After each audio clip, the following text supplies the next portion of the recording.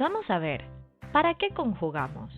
La respuesta a esta pregunta te la daremos con el siguiente ejemplo. Cada vez que dices I work every day, estás respondiendo a las preguntas ¿quién?, ¿qué y cuándo?, who, what y when. Ahora, fíjate bien, en inglés dices I work every day y en español decimos trabajo cada día. Y como ya sabes que yo significa I, es normal que te preguntes ¿dónde está el pronombre? Nosotros no necesitamos especificar con el pronombre quién realiza la acción, ya que existe una palabra exclusiva para ello. Trabajo es exclusivo para yo y así respectivamente.